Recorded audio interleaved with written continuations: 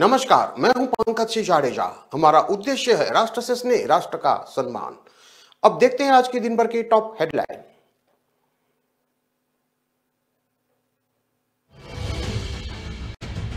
राजस्थान में छाया घना कोहरा, माइनस में तापमान, 3 दिन कड़ाके की सर्दी का अलर्ट। नहीं खत्म होगी धुंध, शीतलहर भी करेगी परेशान।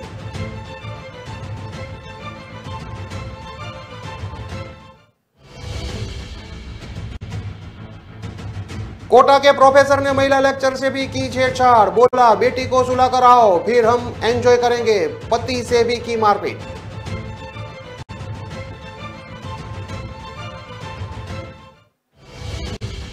राष्ट्रपति ने देश के अनोखे पार्क का किया उद्घाटन। बतौर प्रेसिडेंट पहली बार राजस्थान आई द्रौपदी मुर्मू, कहा प्रदेश का महिला सशक्तिकरण में बड़ा योगदान।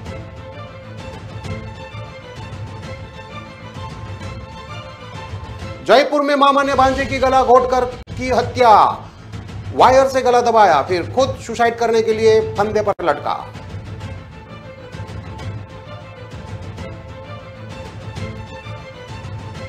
पलवल में ट्रक से टकराई बाइक, 2 एमबीए स्टूडेंट की मौत, एक गंभीर घायल।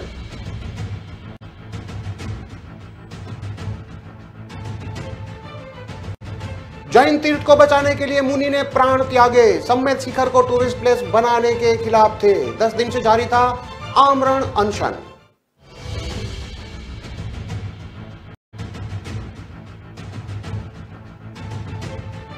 और गैंगरेप के झूठे केस में काटी 2 साल जेल। मध्य प्रदेश सरकार पुलिस के खिलाफ 10,000 करोड़ की क्षतिपूर्ति का दावा।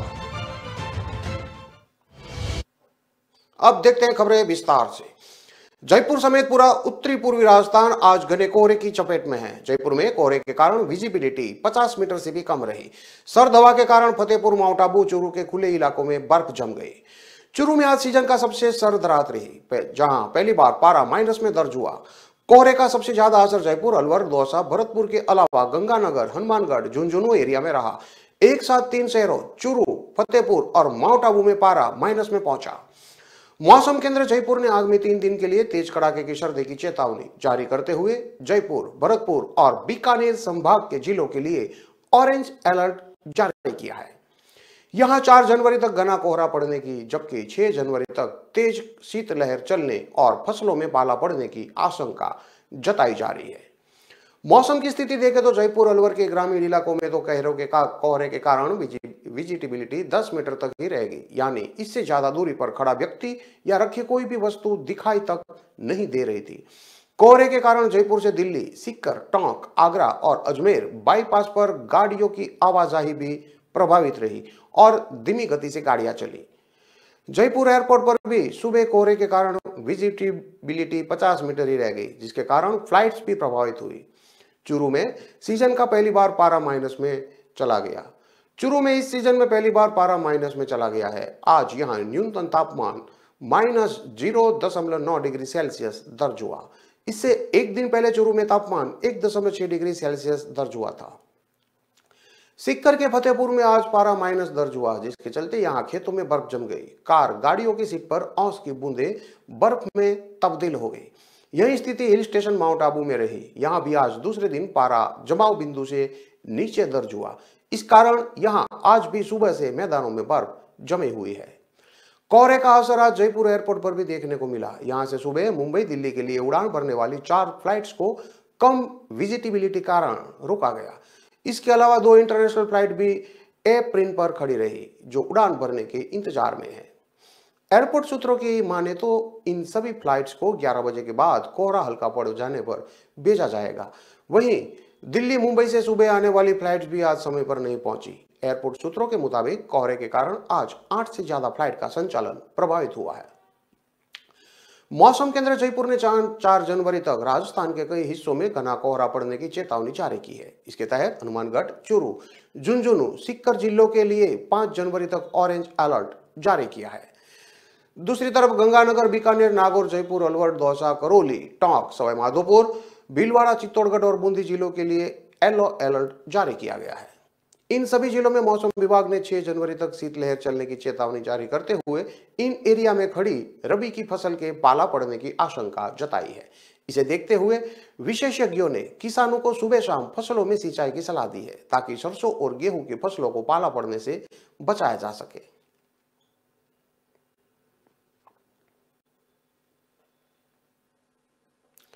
नंबर बढ़ाने की अवैध में संबंध बनाने का दबाव बनाने वाले राजस्थान टेक्निकल यूनिवर्सिटी यानी कि आरटीयू के एसोसिएट प्रोफेसर गिरीश परमार के खिलाफ एक और मामला दर्ज हुआ है। एक महिला लेक्चरर ने एसोसिएट प्रोफेसर गिरीश परमार सहित 3 अन्य के खिलाफ दादाबाड़ी थाने में शिकायत दर्ज कराई है।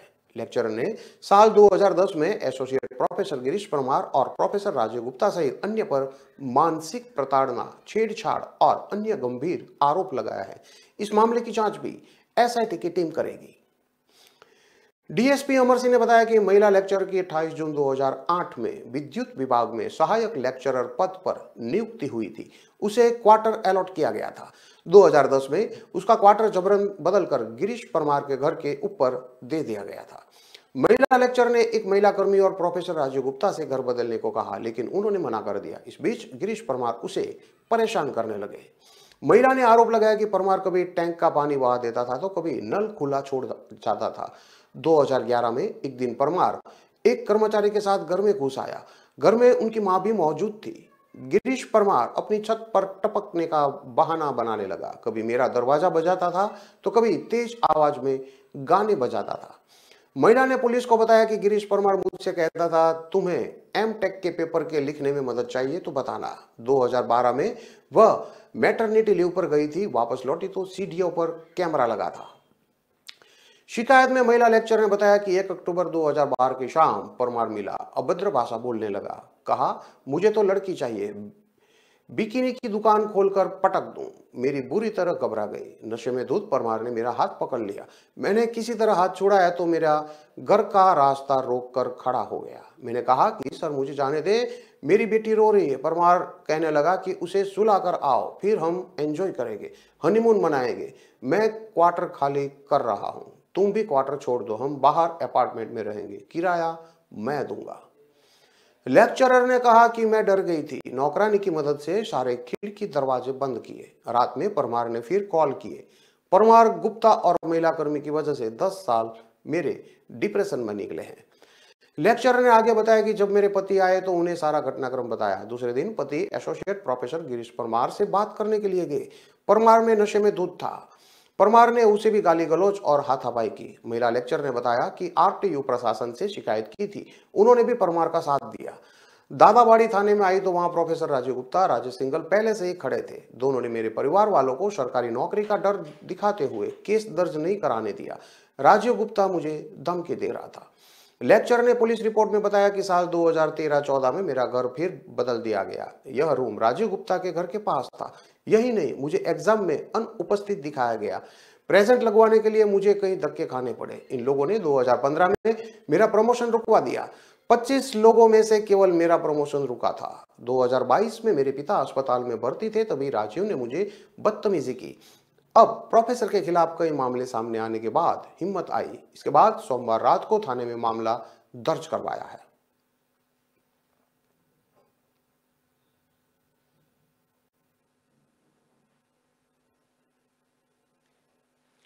राष्ट्रपति द्रौपदी मुर्मू आज से 2 दिन के राजस्थान दौरे पर पहुंच गई है। राष्ट्रपति बनने के बाद वे पहली बार आज राजस्थान आई है।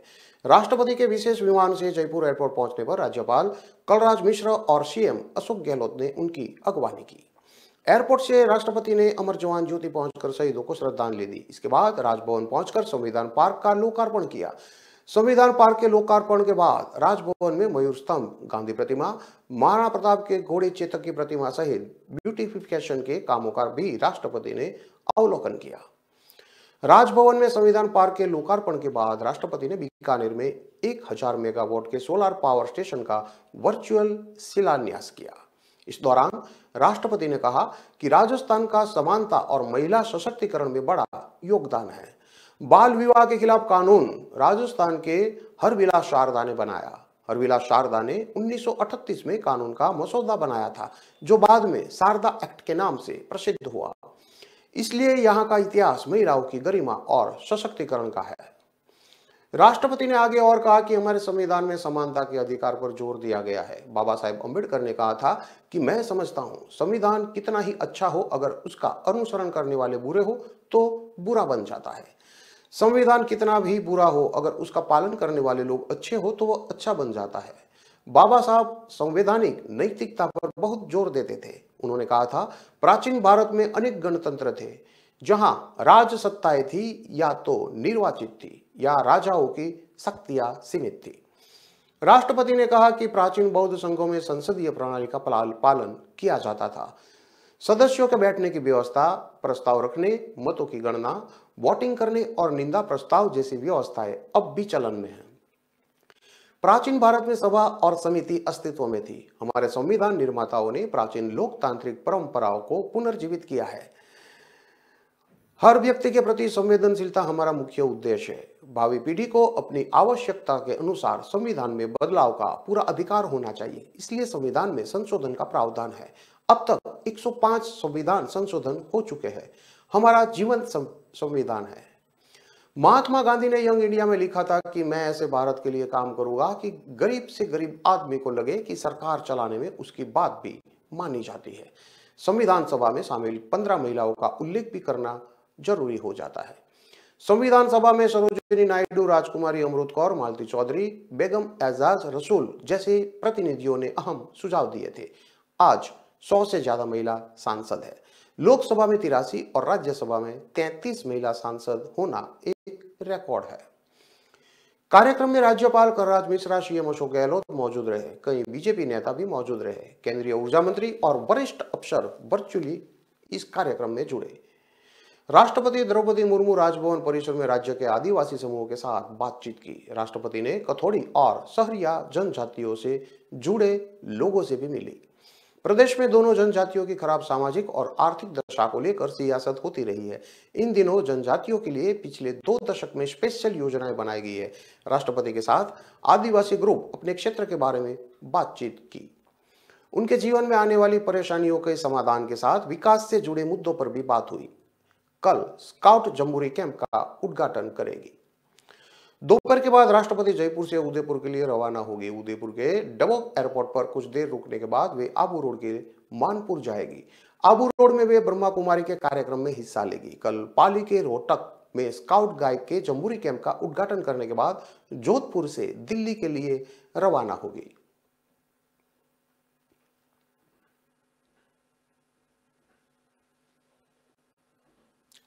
जयपुर में देर रात विधवा युवती की उसी के मामा ने गला दबाकर हत्या कर दी। हत्या के बाद आरोपी ने भी सुसाइड की कोशिश की।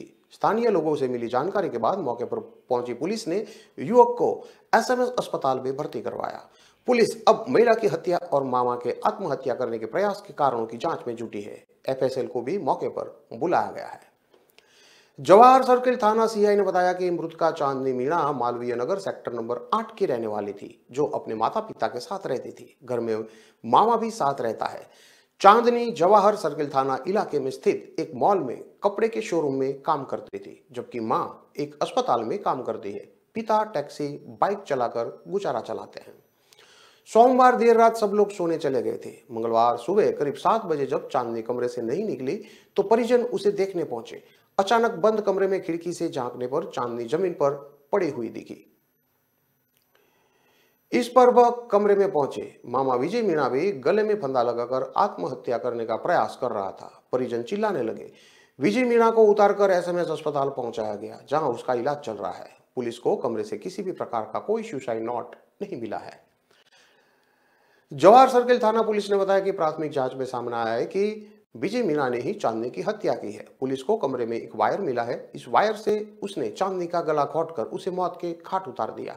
आरोपी ने गिल्ट या और किसी कारण की वजह से सुसाइड करने का प्रयास किया, लेकिन उसे बचा लिया गया। पुलिस हर एंगल पर काम कर रही है। जिस मकान में हत्या और सुसाइड का प्रयास हुआ वह मालवीय नगर सेक्टर नंबर 8 में रहने वाले धर्मेंद्र खत्री का है। 1.5 महीने पहले ही चांदनी और उसके माता पिता ने कमरा किराए पर लिया था। मामा विजय भी उनके साथ ही रहता था।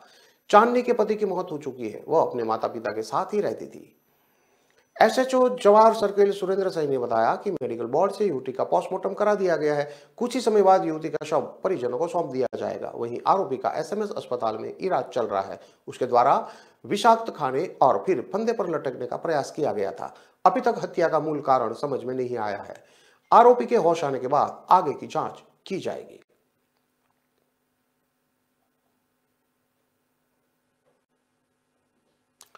खबरों में लेते हैं अब एक छोटा सा विराम।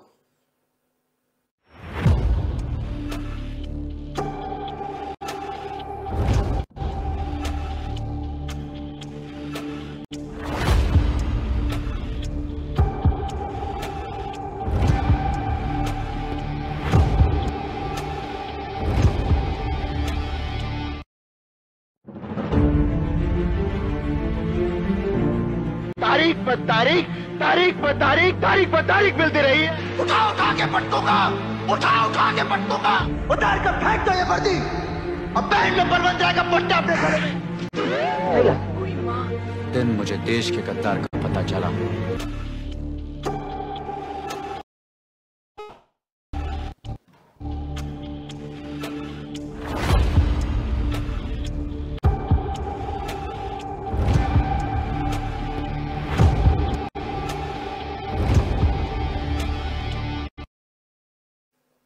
विराम के बाद एक बार फिर से आपका स्वागत है। अब देखते हैं आगे की और खबरें। अलवर जिले के बहरोड कस्बे के 3 दोस्तों की बुलेट बाइक सोमवार शाम नोएडा जाते वक्त पलवल यानी कि हरियाणा में ट्रक से टकरा गई। हादसा इतना भीषण था कि 2 दोस्तों की मौत हो गई, जबकि तीसरे को दिल्ली के सफदरजंग अस्पताल में भर्ती कराया गया है। दोनों मृतक युवक एमबीए स्टूडेंट थे। सोमवार सुबह 11 बजे तीनों दोस्त बहरोड से एक ही बाइक पर नोएडा के लिए निकले थे। व्यापारियों ने बाजार बंद करके इसके लिए शोक जताया है। वहीं हादसे के बाद व्यापारियों ने बाजार बंद करके शोक जताया। जानकारी के अनुसार मृतक कदम अग्रवाल बहरोड के प्रतिष्ठित व्यापारी बर्बरिक अग्रवाल उर्फे बंटी का बड़ा बेटा था। वहीं दूसरा युवक नितिन जांगीड़ पंचायत समिति के सामने विशाल वाली गली शक्ति विहार कॉलोनी निवासी दीपक शर्मा का इकलौता बेटा था। बुलेट बाइक पर सवार तीसरे युवक आयुष यादव का दिल्ली के निजी अस्पताल में उपचार चल रहा है, जिसकी हालत भी नाजुक बनी हुई है। मृतक नितिन जांगीड़ और कदम अग्रवाल यूपी के नोएडा में स्थित GL Bajaj institute of technology and management college में MBA के स्टूडेंट थे, जो सर्दियों की छुट्टियां बिताने के बाद वापस कॉलेज लौट रहे थे। इनके साथ तीसरा दोस्त शिवालिक स्कूल के पास निवासी आयुष यादव प्रदीप यादव भी घूमने के बहाने चला गया था। इनमें से नितिन जांगीड़ के पास बुलेट बाइक थी। आयुष यादव ने बानसूर के कॉलेज से BSc पास किया था, जो अपने दोस्त के साथ उनका कॉलेज देखने और घूमने के मकसद से उनके साथ चला गया था। सुबह करीब 1 बजे बहरोड से निकले थे, जिसके बाद शाम 5 बजे परिजनों को एक्सीडेंट की सूचना मिली। मृतक नितिन जांगीड़ परिवार का इकलौता बेटा था। उसके ना कोई बहन और ना कोई भाई है। उसकी मां अनीता देवी गृहिणी है। पिता दीपक शर्मा वाहनों के स्पेयर पार्ट सप्लाई का काम करते हैं।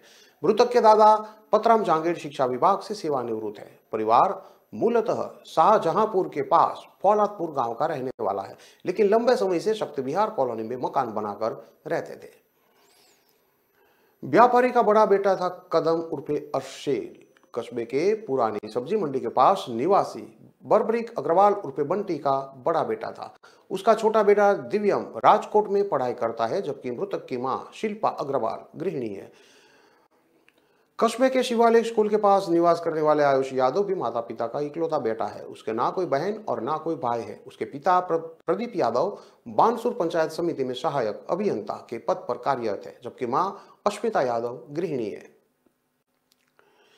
कदम अग्रवाल ने एक दिन पहले रविवार को ही अपने परिवार के साथ चाचा बजरंग अग्रवाल के बेटे का जन्मदिन खुशियों के साथ मनाया था। उसने परिवार के सभी बच्चों के साथ एक सेल्फी भी ली, जो अब आखिरी यादों में रह गई है।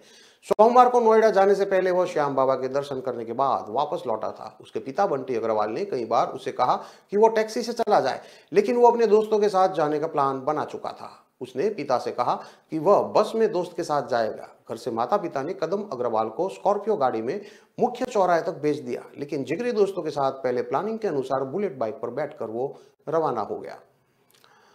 वहीं दूसरी तरफ मृतकों का शव घर पहुंचने के बाद परिवार में भारी कोहराम मच गया। कदम के चाचा अपने भतीजे को देखकर बेसुध से हो गए। इस दौरान लोग उन्हें बाहर लेकर गए और उन्हें संभाला। वहीं अंतिम संस्कार में पूर्व मंत्री डॉक्टर जसवंत यादव, भारतीय जनता पार्टी के मंडल अध्यक्ष संजय मेर, पूर्व मंडल अध्यक्ष राजेंद्र प्रसाद गुप्ता उर्फ राजू सेठ सहित सामाजिक संगठनों के पदाधिकारी, शहर के प्रतिष्ठित व्यापारी और गणमान्य लोग मौजूद रहे। झारखंड में जैन तीर्थ समेत शिखर को टूरिस्ट प्लेस बनाए जाने का विरोध कर रहे जैन मुनि शुगनेय सागर महाराज ने मंगलवार को प्राण त्याग दिए। वे झारखंड सरकार के फैसले के खिलाफ पिछले 10 दिन से आमरण अनशन कर रहे थे। शुगनेय सागर 72 साल के थे। झारखंड सरकार के फैसले के बाद शुगनेय सागर सांगानेर में 25 दिसंबर से अनशन कर रहे थे। आज सुबह उनकी डोल यात्रा सांगानेर संधीजी मंदिर से निकल गई। इस दौरान आचार्य सुनील सागर सहित बड़ी संख्या में जैन समाज के लोग मौजूद रहे। जैन मुनि को जयपुर के सांगानेर में समाधि दी गई। झारखंड सरकार ने गिरिडीह जिले में स्थित पारसनाथ पहाड़ी को टूरिस्ट प्लेस घोषित किया है। इसके खिलाफ देश भर में जैन समाज के लोग प्रदर्शन कर रहे हैं। पारसनाथ पहाड़ी दुनिया भर के जैन धर्म के लोगों में सर्वोच्च तीर्थ समेत शिखर के तौर पर प्रसिद्ध है। एक और जैन मुनि समर्थ सागर ने भी अन्न त्यागा है। अखिल भारतीय जैन बैंकर्स फोरम भागचंद्र जैन ने बताया कि मुनि श्री ने समेत शिखर को बचाने के लिए बलिदान दिया है। वे उससे जुड़े हुए थे। जैन मुनि सुनील के समेत शिखर हमारी शान है। आज 6 बजे मुनि शुगनेय महाराज का निधन हो गया। अब उन्हें मालूम पड़ा था कि समेत शिखर को पर्यटन स्थल किया गया है, तो वे इसके विरोध में लगातार उपवास पर थे। राजस्थान की इस भूमि पर धर्म के लिए अपना समर्पण मुनि समर्थ सागर ने भी अन्न का त्याग कर तीर्थ को बचाने के लिए पहल की है। मुनि शुगनेय सागर का जन्म जोधपुर के बिलाड़ा में हुआ था, लेकिन उनका कर्म क्षेत्र मुंबई का अंधेरी रहा।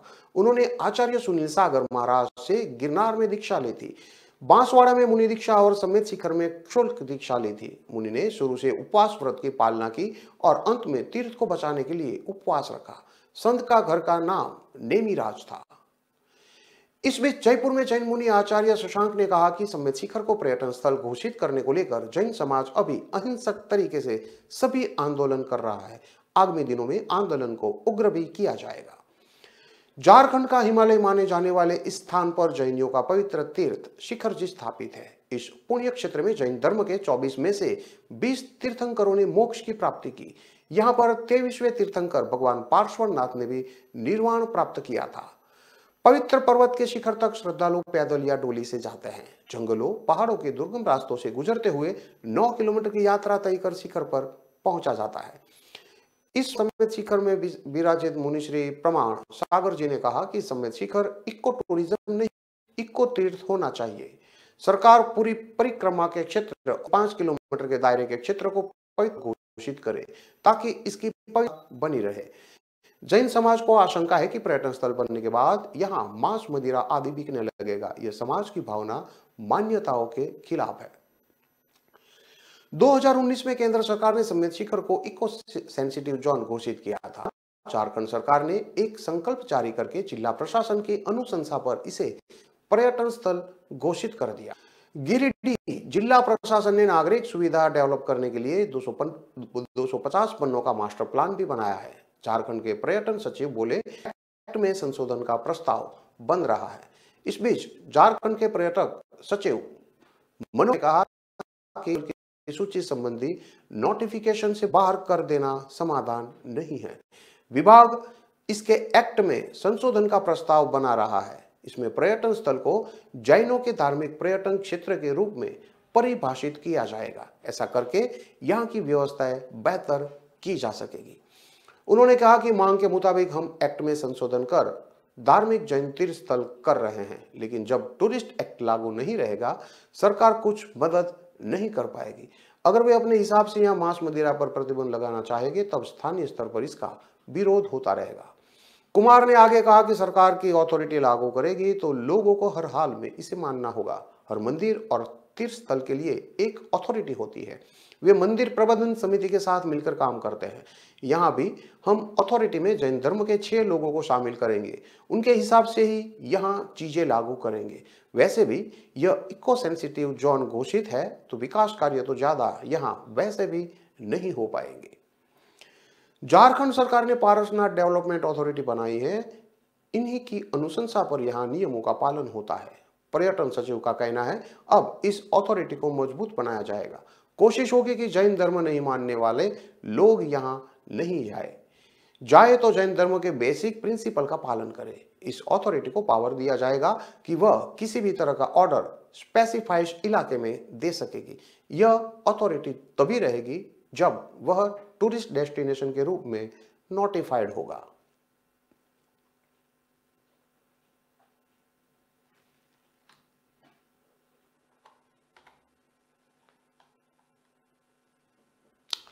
इन सभी खबरों को विस्तार से पढ़ने के लिए आप हमारे वेबसाइट का भी प्रयोग कर सकते हैं। हमारा वेब का पता है www.kalamkartevya.com। हमारी कलम ही हमारा कर्तव्य है के उद्देश्य के साथ खबरों को आप राष्ट्र प्रथम के साथ देखते रहिए। नमस्कार।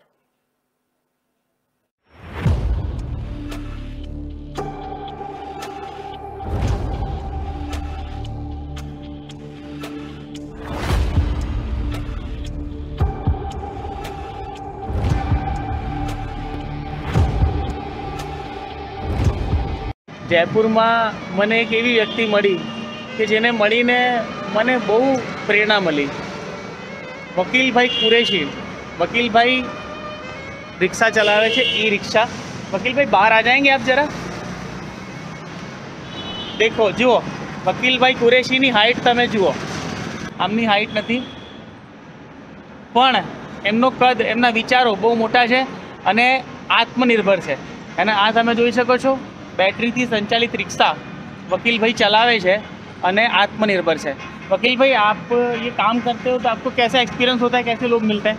बहुत से मिलते हैं, बहुत अच्छे लोग मिलते हैं मेरे को, बहुत वो देते हैं, बढ़ावा देते हैं कि आप काम कर रहे हो, ये बहुत बढ़िया बात है। तो बोलते हैं कि तू ये चला रहा ना, ये बहुत बड़ी बात है, तेरे से बड़े बड़े तो भीख मांगते डोलते हैं। वाह वाह। जो मांगीने નથી ખાવું, પોતાના દમ ઉપર જીવવું છે, મહેનત કરીને જીવવું છે। વકીલભાઈ જેવા લોકો આપણને પ્રેરણા આપે છે। તો જીવનમાં દોસ્તો મિત્રો ક્યારે બી હાર ના માનવી, પ્રયત્ન કરતા રહેવું, है ना? जीवन में प्रयत्न करना चाहिए। वाह वाह। हिम्मत नहीं हारनी चाहिए, है ना? આપણે તો ફરતા રહીએ અને જ્યાં સારા પ્રેરણાદાયી લોકો મળે ત્યાં બેસી જઈએ। वकील भाई आपको मिलकर बहुत अच्छा लगा। आप जीवन में बहुत तरक्की करें, ऐसी मेरी शुभकामनाएं। थैंक यू सो मच मित्रों।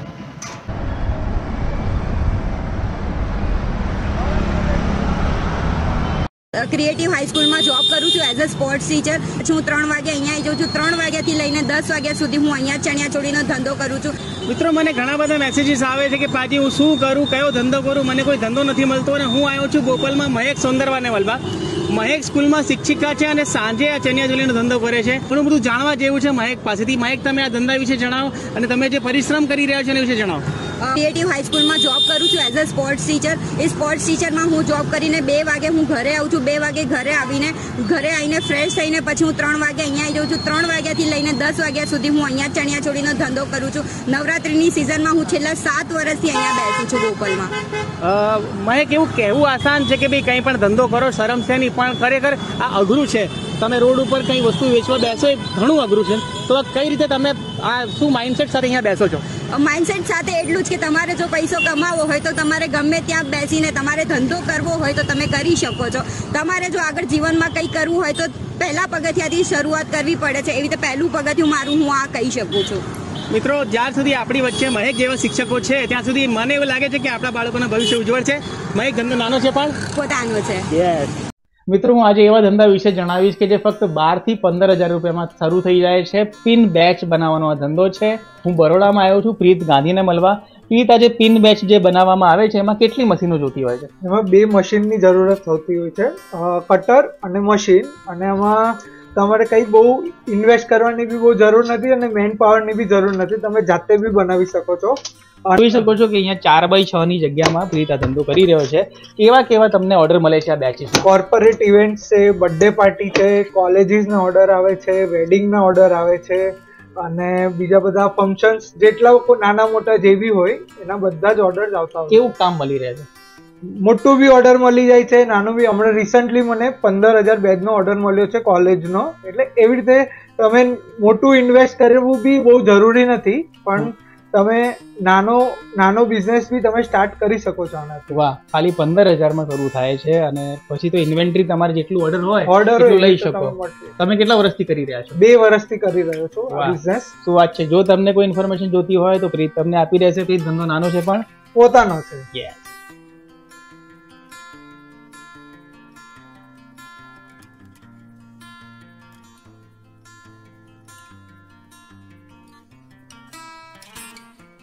મિત્રો, નાના ઉદ્યોગની, નાના કલાકારની, નાના વેપારીની બધા વાત કરે છે, પણ એના માટે શું? તો હું છું ડૉક્ટર રિતેશ સાથે, રાજકોટમાં છે, અને એમણે એક આઈ એમ બ્લુ કોલર એક પોર્ટલ શરૂ કર્યું છે જેમાં 1 લાખ લોકો રજીસ્ટર થઈ ગયા છે. તમે વેલ્ડર છો, તમે સુથાર છો, તમે મિકેનિક છો, તો આ પ્લેટફોર્મ પર તમે આવી શકો છો અને એમાં તમને ફ્રી ઓફ કોસ્ટ તમને લોગિન થવાનું છે અને તમને કસ્ટમર્સ મળશે. તો ખૂબ સારો ઇનિશિયેટિવ છે અને ડૉક્ટર રિતેશ તમને આના વિશે થોડુંક જણાવો આ ઇનિશિયેટિવ વિશે. iambluecollars.com આ અમારી એવું વેબસાઇટ પ્લેટફોર્મ છે કે જેનાથી જે નાના વ્યવસાયો કરે છે, જે નાનો ધંધો કરે છે, ખાસ કરીને બ્લુ કોલર વ્યવસાયો જેમ કે મિસ્ત્રી કામ, મજૂરી કરતા હોય, ફ્રૂટની લારી ચલાવતા હોય, કડિયા કામ કરતા હોય, કલર કામ કરતા હોય, ઇલેક્ટ્રિશિયન હોય, આ બધા જે વેલ્ડર્સ છે, આ બધા જે લોકો પોતાનું એક ગ્રુપ છે, મતલબ એક એની સ્કિલ સેટના આધારે અમે સ્કિલ કેટેગરાઇઝ કર્યા છે અને એને કારણે જેની એની સર્વિસ લેનાર અને સર્વિસ આપનાર એ મ્યુચ્યુઅલી એકબીજા સાથે જોડાઈ શકે. આવો અમારો એક આશય છે. ખાસ કરીને આપણે આજે ફૂડ સર્વિસ લેવી હોય તો એપ્લિકેશન બેઝ ઉપર લઈ શકીએ છીએ. કોઈ કેબ આપણે હાયર કરવી હોય તો એપ્લિકેશન પર. તો આ તો વ્યવસાયની વાત છે.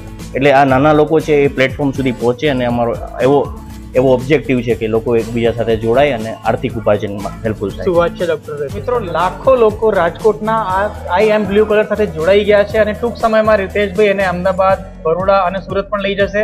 ખૂબ ખૂબ શુભેચ્છા. ધંધો નાનો છે પણ પોતાનો છે. યસ.